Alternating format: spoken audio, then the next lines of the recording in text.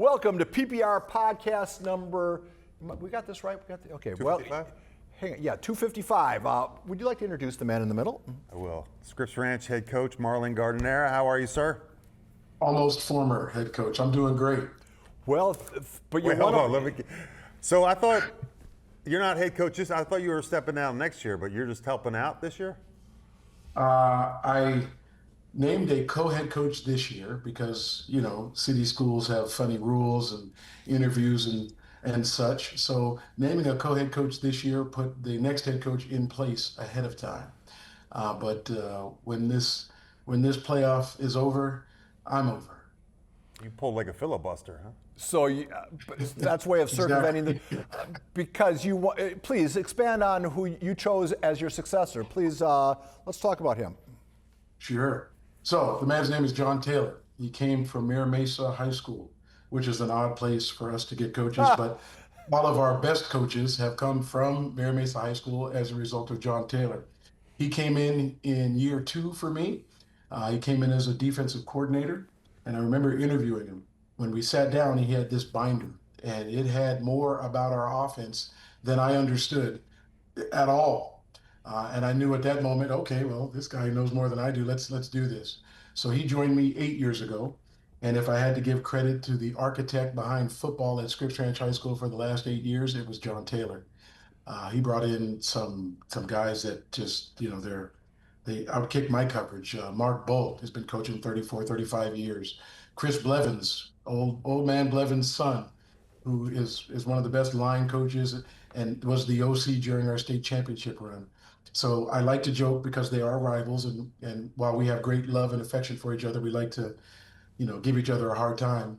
If guys over at Mira Mesa want to win a championship, all they have to do is come join the staff at Scripps Ranch. Oh, still throwing darts. We're not even 2 minutes into this. Oh no! Listen, I can throw darts now. I'm on my way out. We always like to say that Mira Mesa has syphilis, at least in football. They're CIF-less, so we just say syphilis because they've got quite a few jokes about Scripps Ranch. So when I get a chance to hurl a couple back, there you go. Syphilis. It's such a grind, Coach, and we're going to get into all to your background a little bit. But when you're in the heat of it, and if you're doing it right, you completely absorbed by it. 24/7, you're thinking about it. If you're not working on it, it's ludicrous how many hours coaches put in at the high school level, uncompensated hours, even. But at the same time, man, it makes your day fun and makes your life fun. How are you going to scratch that scratch when you don't have a football team to coach? Well, number one, I cheated. I had John Taylor and Chris Blevins and Adrian Baez and Mark Bolt and Alexander Muckle and all kinds of people digging in football. It was never my central focus. My sons played at Scripps Ranch. It's the only reason I coached football. I'm a baseball guy. We all know baseball is a far superior sport to this football thing. A bunch of guys running into each other, whatever. But I had my son signed up to go to Saints. I paid the tuition, had the books. Already got me on a fundraiser, and then the job came open, and I did not want it. I thought it was absurd to take a Pop Warner coach who'd never coached a single down of high school football and make him your head coach. But I also remember in my interview wasn't about football. My interview was about what I thought football was supposed to do for young men. My interview was about what Dennis Pugh, the legend from Mission Bay, did for me in football and baseball. So the interview was almost, void of football. And at the time I was thinking, boy, I understand why Scripps Ranch is so bad in football. They're not even talking about it. But when I came in, my focus was on my sons and what I know sports can do for a young man. And thankfully I got John Taylor because he made incredible things happen for football. But that grind you're talking about is grade checking 120 kids. It's knowing what teacher they have, what grade they have, what their plan is to improve their grade, what their attitude is, what their support system is like at home, and how we're going to transform that individual using their desire to play football into the best we possibly could make them, which was just a mirror of me saying, that's what I expected of my sons. If you played in this football program over the last 9 years, that's what I expected of you. So my grind was different. It wasn't film all night long. It was what do I have to do to get this kid to practice success? Because right now he's just practicing D's and he's practicing C's. And I'm honest with these kids. If you've been practicing being average for the last 3 or 4 years, I don't know who you think you're going to be when you leave high school. You're going to be what you've practiced to be. You're going to be average. So that home, that car, that fit, that whatever you thought you wanted, blah, blah, blah, blah, blah. This is where you practice. This is where you hone your skills. This is where you get ready. So my grind was the mom who calls me at 7 in the morning that says my kid won't get up. And I say, don't worry, I'll be there in 15 minutes. My grind was the kids going out on a Saturday night because on a Friday night I forced them to go to Philippi's, who's been great to us all these years, and I forced them to stay and we watched to the very end of PPR because I assume their parents won't let them go out on Friday night, which just kids and drinking and the stupidity. So I cut off one of the nights on the weekend, so I just stay up Saturday night worried about what these clowns are doing, what they call a good time. So my grind was different. My grind was teaching young people how to thrive, and every emotion you feel when you're raising two sons, which I had, I just happened to have hundreds of them over the years. To that end, please remind me of the T-shirt that you were wearing last year, boasting about the team's collective GPA. Could you remind me of what that shirt was about? Listen, I have T-shirts, jackets, vests, you name it. The greatest accomplishment of Scripps High School over the last 9 years was our best GPA for all three levels, which was a 3.74. I wear it with pride. It's on our state championship ring. The whole scheme of things, I look at a GPA like a credit report. Um, we really don't have much to base a kid's success or failure on right now. So we use their GPA. It says that you care about what's in front of you right now, and it tells us how much effort you put into it and its importance and priority. And my wife says, you're really judgmental. I am. If you don't keep score, how do you know who's winning? So we keep score, but it's not on the field, it's in the classroom. So that 374, if I look back or if anybody ever mentions my name in high school football, state championship was nice, but teaching kids how to succeed at their primary task was more important to me.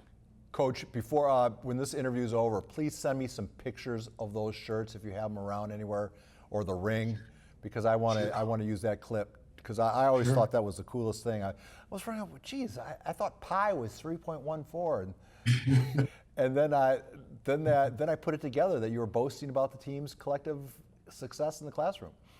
Listen, these kids, they really want to play football. They really do. So if you tell them, this is what you have to do, they will do it. We don't allow C's. Why would you accept that of a child? You literally have to have a pulse and stay awake in class to get a C. Why would you accept? Why would you accept that? And don't get me wrong, this isn't new. I don't know that Coach Pugh was a stickler on GPA, but he had very clear expectations of us, and he didn't really tolerate when you didn't meet him. So I just took, like I said, the expectations I had for my sons. Go ahead, I dare you. Come to my house with a C. Good luck. Really, you know what? Go straight to Polinsky. I can't help you here. Maybe your grandmother will let you live there. I'm sure your mother's going to try to save you, but she's going to have to save you outside because you're not coming in here. But really, it was just an expansion of, if they want it that bad, let's use it as a carrot and make them be better. Because let's also be honest, and you can't say this sort of stuff when you teach at a public school unless you're on your way out. Scripps Ranch kids are weak, soft, and slow. Most of them have never dealt with much adversity at all. So maybe their first dose in many cases, and don't get me wrong, people have family things and health and all sorts of things happen, but their first in your face, I don't care what you think, what anybody thinks, might have been me. And I didn't care what their excuses were. They were going to be better than average. They were going to be their absolute best. And I believe, and it's just me thinking I'm important. The reason we've had success on the field was both the quality of the coaches that we were able to bring in, but that the kids understand success requires more, so do more. We just matched what we expected in the classroom on the field. Same group of kids, same community, same profile, but all of a sudden things start going well. Well, that's because the expectations were much higher. And again, classroom first, but if we can get kids to focus for 6 hours and 40 minutes in a classroom, get them to have fun for 2 hours with that same level of expectation wasn't the hardest thing in the world. So that's the best thing of the last 9 years. What was the worst thing? COVID. Oh boy. Um, Something going wrong with a kid. Uh, a kid making a bad choice. A kid wanting to quit football. I want to throw in the politics of, city schools and, parents who, some of them can be challenges, but I never cared. I don't coach parents. I coach their kids. If they had a problem with how I coach, they could always interview for the job in the future. And I was always honest with them. I will take coaching advice, but I'll pass it on to my coaches. They'll let us know what we think. But please don't expect me to integrate it into my day-to-day activity unless you're going to be taking some parenting advice. Because while most parents have parented one, two, three, four, five, six kids, I've been pretty intimately involved with a few hundred. So I'm pretty familiar with the traits and characteristics of the average high school kid, and in many cases, far better than most of the parents. So I'd be happy to tell them what I thought. Nonetheless, we've had great parents and great support, and anything we've ever needed, they've also been there to do that. So I don't want anybody to think that our parents are any more challenged than anyone else's, but parents can be a challenge. They all believe their kids going to the NFL, and most of them aren't going to JC. So, there is some work you have to do to bridge, between, my son's the greatest thing ever, and, your son is as slow as it gets, but you want him to be a running back. But the worst thing ever, the reality of kids, as if they were my own, and the challenges that kids have growing up, and doing everything you can to push them past that. You were talking about parents. I just think of a news director I had years ago. He had a suggestion box in his office, but it was on the ceiling, hanging from a 2-inch, and you would have needed a stepladder plus to get up to it. And I thought, sure, put your suggestion in the box. I thought it was Listen, I thought you were going to say COVID. Yeah, well, I thought COVID Well, might have been your you know, shining star, Coach. I was just going to say, COVID didn't work out too bad. It's unfortunate the lives that were lost, but that fight was probably the best civics lesson my son could ever have experienced. Remember, he was the plaintiff. There was one other, but he was the plaintiff in the case against Newsom, who apparently thought he was better at parenting than I am, and that he could decide what my kids could or couldn't do, which we know I wasn't necessarily going to tolerate. So that civics lesson, it got sports back. We only got a short season, but I'll be honest. Nicholas had a kick return for 74 yards, and it looked like he was fast, and San Diego State fell for it. And up until that point, they said, we like him, we like him, we like him. And then we sent him the film of him returning that kickoff during that 5-game COVID season. And they said, okay, we like him enough, let's do this. So my original goal was, my son said, Dad, I need to play my senior year if I'm going to get a chance. And I said, well, that's a problem, COVID. He said, well, do something. So he got to go through that civics lessons, and obviously KUSI should have been the plaintiff too, because this platform, I think, helped rally thousands and thousands of people to remind the governor, we parent, you do politics. Good luck on your job, but stay out of ours. And it all worked out. So no, it wasn't the worst. The loss of lives, yes, but the reality for kids in San Diego, we did what we needed to do. It also had you flirting with politics for a while, did it not? Well, Lord knows you and I lock horns on Facebook enough, but prior to that, you were considering becoming, was it supervisor? No, then it was the school board, because the School board, that's nonsense right. that was coming out used to make me crazy. And almost everything I do it comes out of passion. I'm a head football coach out of the passion for my sons, not my desire to be a head football coach. Had I chosen baseball, I'd probably be coaching for the next 10, 20 years. It's just a different beast, and I loved it. But football is a heavier lift. Yeah, I consider. If I'm passionate about something, I'm on it, and I'll do my best to educate myself and then push forward until we get where we're trying to go. And I don't really accept no unless no is a more logical answer than the one I was looking for. And I've yet to be convinced that I was wrong, unless my mother says I'm wrong, in which case I'll back down. So it was the school board at the time, but as crafty politics works, they changed the district that I am in, and shifted it over to someone else. And I don't really want to play the politics game. I want to win. Whatever it is we're trying to accomplish as a head coach, teach kids how to thrive. COVID, get kids back on the field. I don't really care what the challenge is. If I'm passionate about it, expect a fight, and expect me to win. True, true, true, true, true. El Camino. Sorry, Coach, I got the flu. I just came in so I could give it to Paul. That's really the only reason. Thanks. I appreciate it. You got El Camino this week. And again, Yes. you said, I mean, football's not your passion, it's more baseball. Does it cross your mind that if we lose, it's over, there's no more? Or is it always like one more and then you're happy because you get one more game? Or is it just, I want to be gone?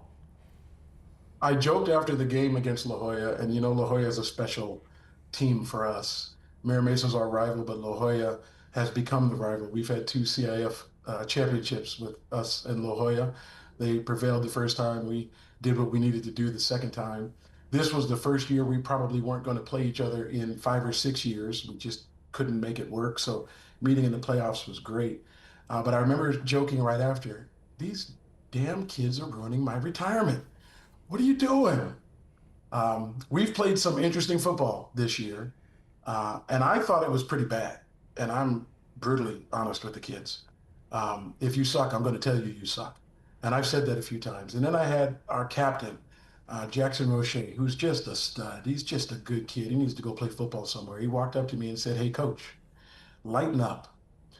4 out of our 5 losses were to top 10 teams." Scratch my head. Oh, yeah. Here I am telling you guys how bad you are, and you did have a rough go. Having said that, I can't believe I'm going to say this. I cried in a grade check about a month ago. That was the worst moment of retirement. And then I remembered I'm not actually leaving. I'll be around for grade check. I was talking to a kid, and you already know early on that some kids are going to be a real challenge. And you also know what it looks like if you never get through to them. And it was breaking my heart because I felt like I wasn't getting through to this kid. And in these grade checks, I'm screaming and hollering, and it's a show. You really ought to come watch. You can't tape it though, because I'm sure I'll be sued. But I remember trying to get through to this kid, thinking if I don't get through to this kid, I already know what it looks like. And I broke down in tears in front of 125 kids. Those are the tough moments when you think that you're disconnecting from an important job that matters. The idea of not doing that is tough. The idea of not standing out there in the cold, the wet, damp cold at La Jolla High School on a Friday night. I'm okay, guys. I'll make it. I'll be okay.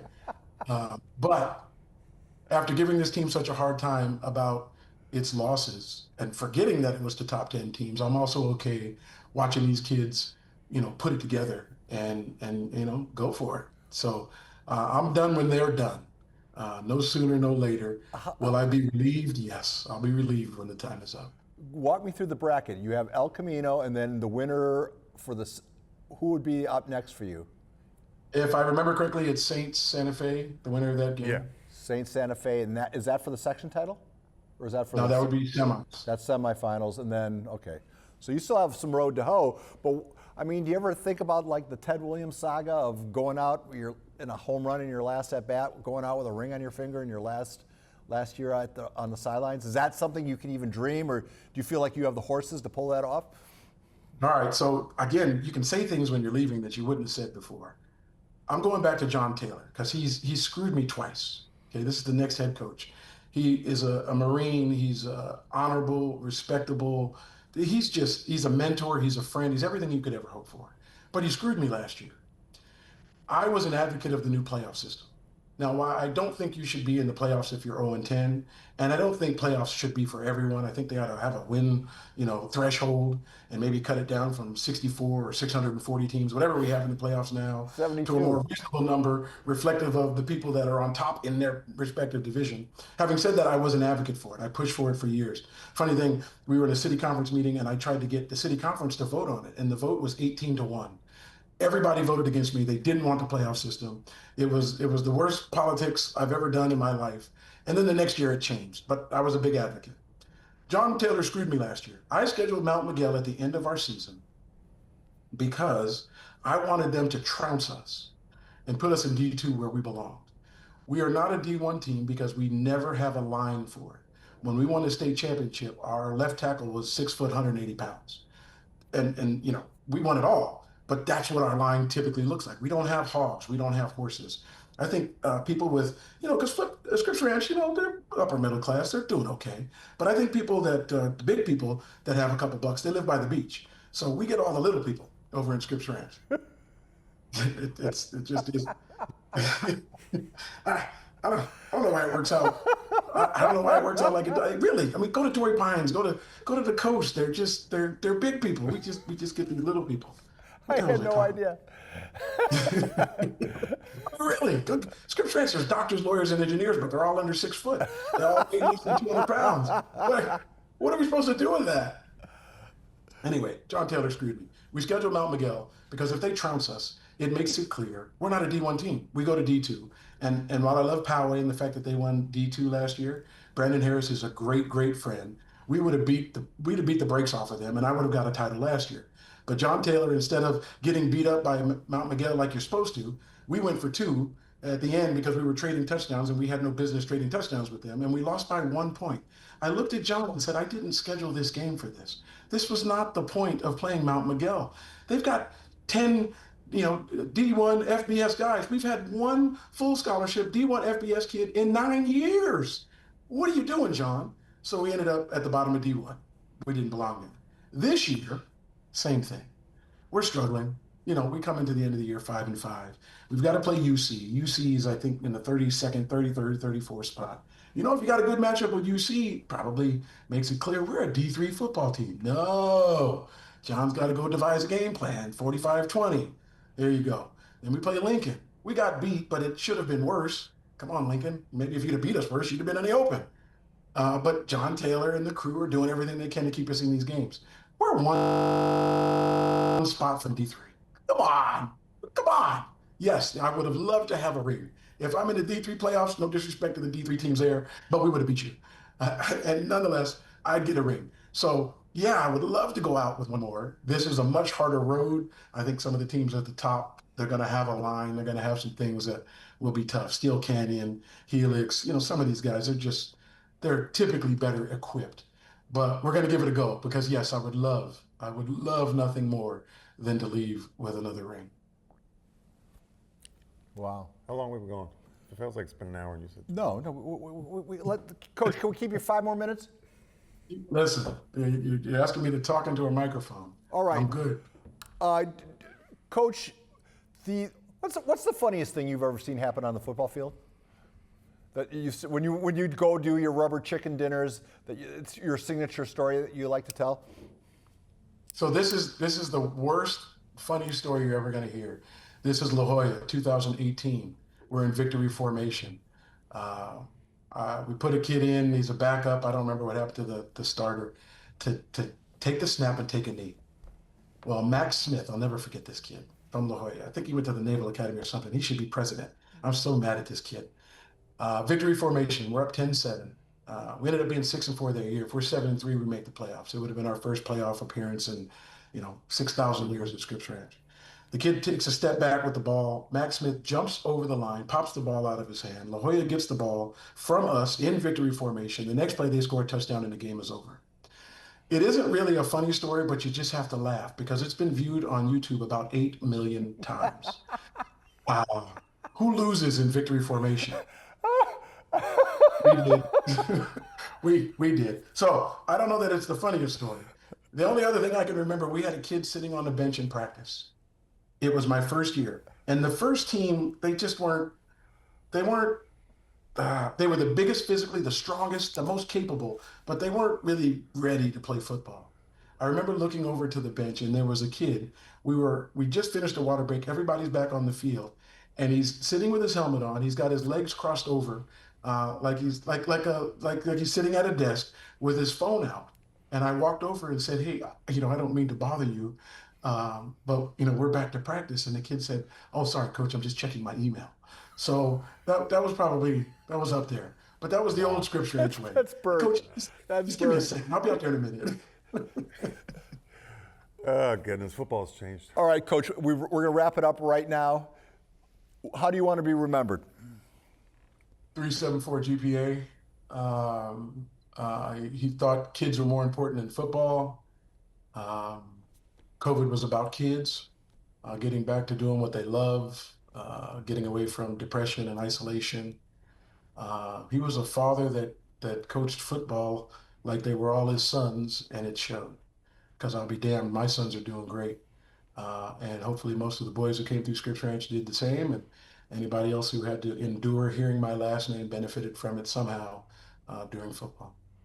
Coach, I mean, you had some serious health issues that you might not even be here right now. And the fact that you got this second lease on life, is that something you think about? That, I mean, a lot of people check out early, and you could have checked out, and yet you're here, and you were able to coach so many more years. How spiritual are you about that? I am a believer. There's nothing I could have done to give me the blessings I've received. I did have a transplant in '09. I did die for 6 minutes in 2013. And if you want to get to the truth of why I'm stepping down in year 9 versus year 10, for those Game of Thrones fans out there, winter is coming. I need a kidney transplant. I'm not on the list yet, but I'll be on it very, very soon. We've all known the medication I take to keep my organ from rejecting as a result of my transplant. The medication I take causes cancer. It's not an if statement, it's a when. I already had one scare. I'll get examined for the next one. Guys, I'm stepping down 1 year short of my promised tenure of 10 years for health reasons. Now, having said that, I'm as healthy as I could possibly be right now. I feel no ailments. I feel good. There's nothing wrong with me today, but winter's coming. And how many, how many summers do you want to give up for football versus enjoying them, through September and October, if you know you got health challenges on the way? But that's the only reason I'm stepping down. Well, Coach, we're going to see you at the gala. You're going to have about a 45-second window to say farewell. You're presenting Coach of the Year. I'm looking very much forward to seeing you and Coach Carroll working in harness together. And Coach, I know you and I sometimes don't line up politically, but just know this. I have nothing but admiration, respect, and love for you, sir. I consider you a friend, regardless of how much we clash on Facebook. The fact that we can clash and do something like this speaks volumes to you, sir. I feel better having known you. I'm a better It has person for been a having known you. pleasure. It really has been a pleasure. And on behalf of my 2 sons and everybody else at Scripps Ranch, and I could speak for everybody in San Diego County, what you guys do for these kids is amazing. It is part of their aspiration. It makes them work harder. They wanna get on that highlight. They want to watch themselves. They want to win. And you guys are such a critical part of that. Thank you guys for doing what you do. On that note, we'll call it a conversation. God bless you, Coach, and I'll see you at the gala, if not sooner. Thank you. Take it easy, fellas. Turn off the machines. The podcast is over, everybody.